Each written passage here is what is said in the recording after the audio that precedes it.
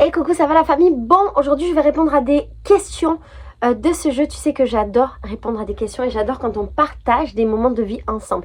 D'ailleurs, n'hésite pas dans les commentaires à toi-même à répondre aux questions. Je serai très heureuse de connaître ta vie.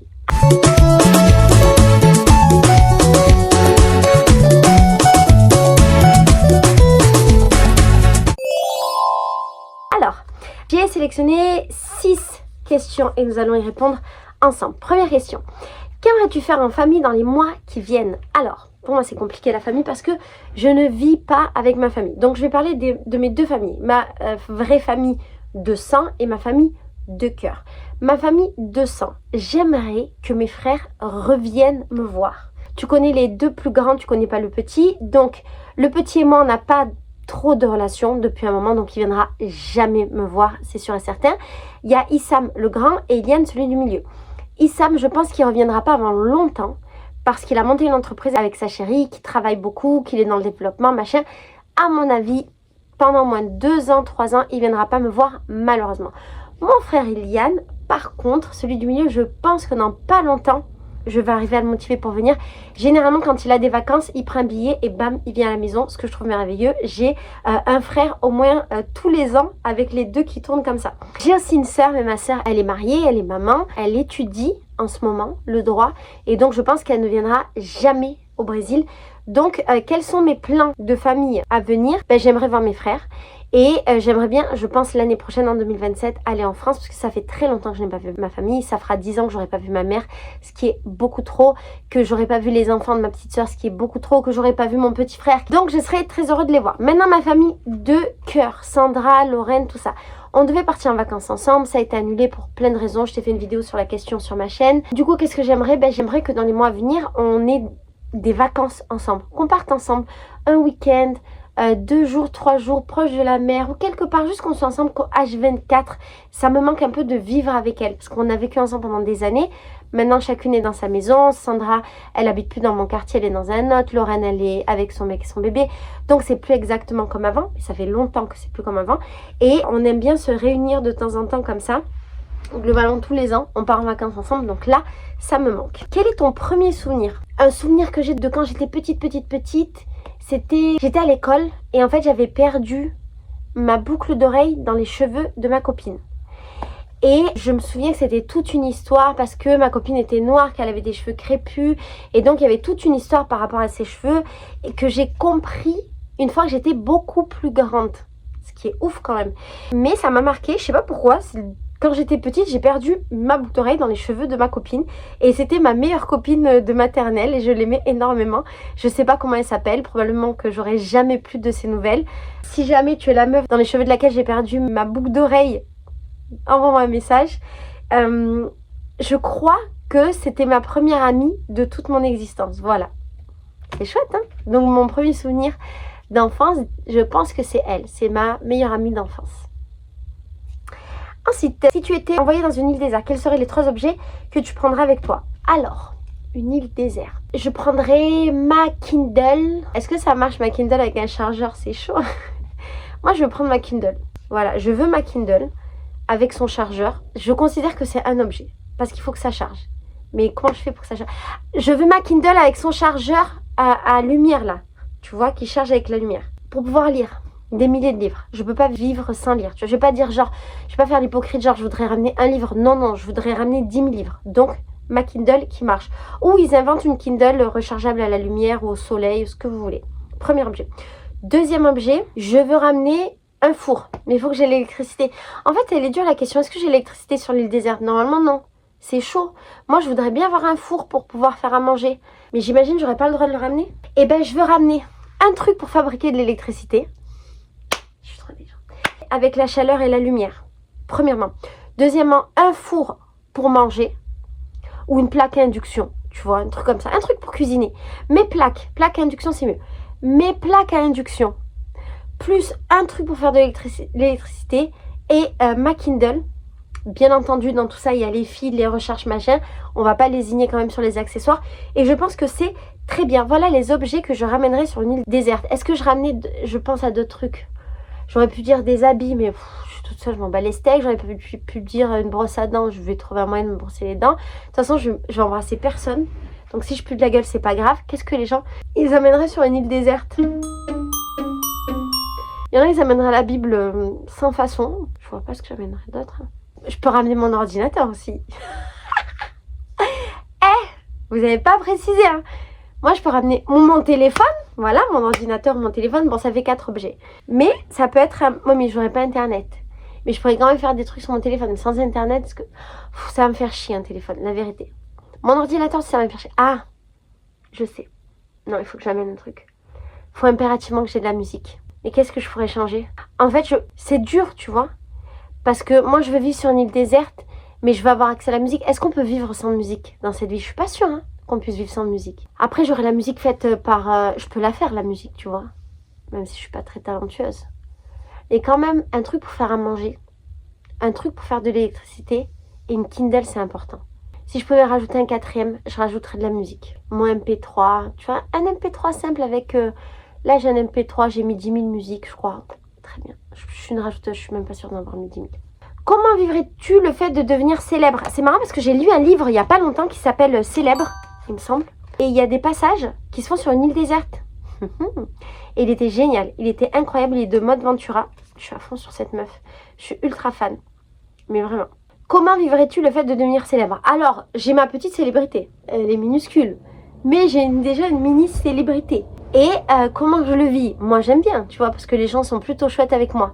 Mais ce qui est difficile dans la mini-célébrité, c'est de vivre avec ça, tu vois.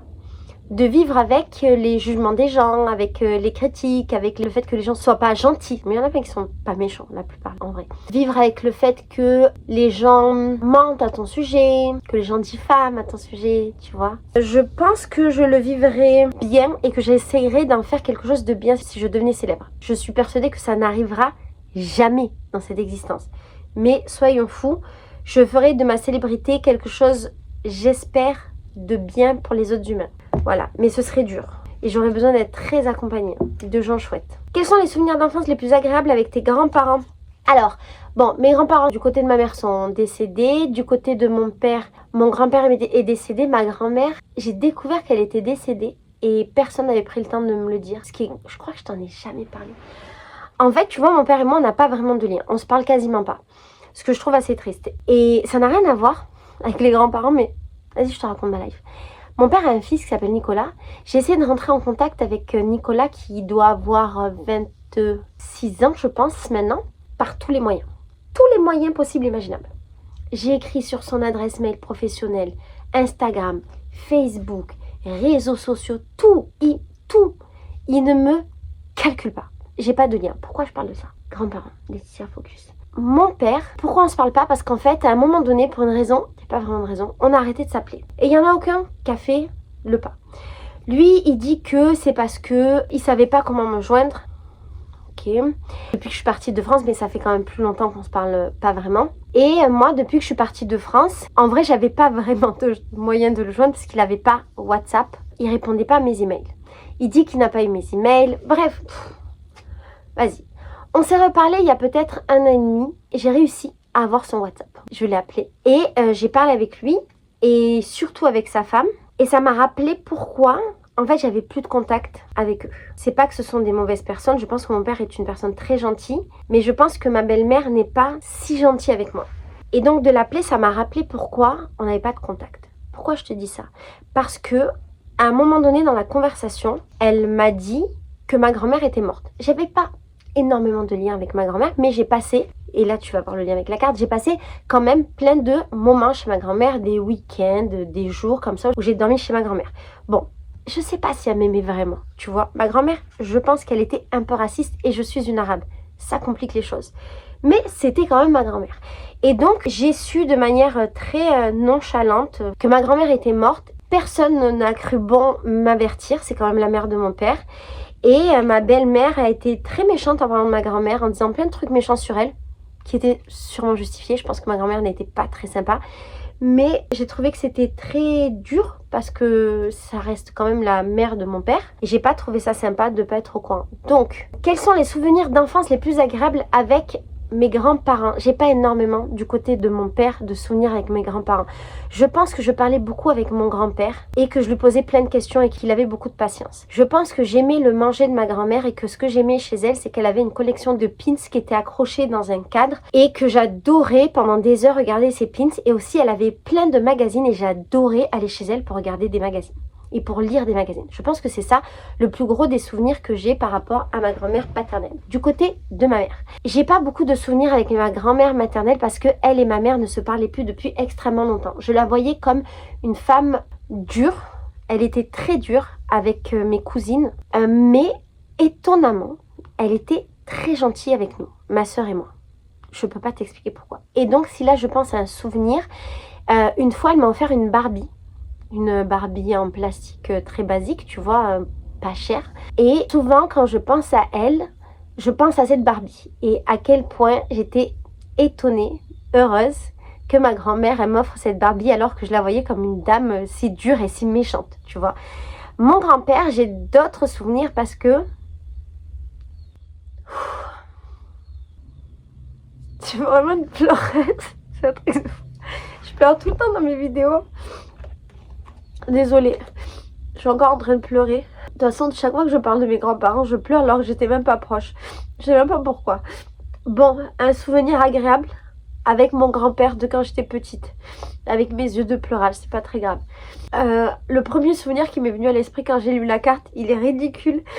J'étais petite et je me souviens qu'une fois j'étais chez lui, j'étais tout le temps en vacances chez lui parce qu'il était marié avec une femme qui était beaucoup plus jeune et ils ont eu des enfants et ces enfants ils avaient mon âge, c'était mes oncles et mes tantes, mais on avait le même âge. Et une fois j'ai mis mon doigt dans la prise, c'est tellement débile, j'étais petite, je sais pas pourquoi j'ai fait ça, j'ai vu la prise et j'ai voulu mettre mon doigt dedans et j'ai pris un choc. Et je me souviens de mon grand-père qui disait à quel point j'étais folle. Qui comprenait pas mon délire. Et moi, quand il m'a amené voir ces animaux, qui m'a raconté ce truc de chasse, j'aimais même pas la chasse, mais j'étais trop contente d'être avec lui. Après, je me souviens, le dernier souvenir, c'est quand j'ai été le voir à l'hôpital et qu'il se souvenait plus de rien, il se souvenait plus de plein de choses, il savait plus exactement qui j'étais. Et il me parlait de ma mère, il me parlait de choses qui étaient très anciennes. Et pour revenir à ma grand-mère, le dernier souvenir que j'ai d'elle, c'est quand j'ai été la voir à l'hôpital et que je lui ai offert un pull.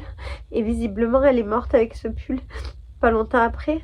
Et c'est le dernier souvenir et c'est fou parce que je l'avais pas vue depuis très longtemps. Et le hasard a fait que je l'ai vue à ce moment-là, voilà, que c'était possible de la voir. Et ça faisait extrêmement longtemps que je l'avais pas vue, elle est décédée juste après. Et mon grand-père, bien sûr, ça je t'ai déjà raconté plein de fois, un des derniers souvenirs que j'ai avec lui, c'est quand mon oncle est décédé, que j'ai dû faire la route pour l'amener de Marseille à Toulouse et que ça a été extrêmement difficile. Voilà. Bon, je suis désolée, chaque fois que je parle de mes grands-parents, je pleure. Peut-être que ce sera comme ça toute la vie et peut-être que chaque fois que des gens vont mourir, ça va s'accumuler. Je me dis ça doit être terrible parce que si j'étais pas proche d'eux et que je pleure chaque fois que je parle d'eux, comment est-ce qu'on survit en fait quand des gens desquels on est proche, ils décèdent? Enfin, c'est quoi? Comment on fait pour vivre avec? J'ai pas de solution, j'ai pas d'idée, je sais pas. Je sais pas du tout. Bref, voilà. Bisous. Ciao.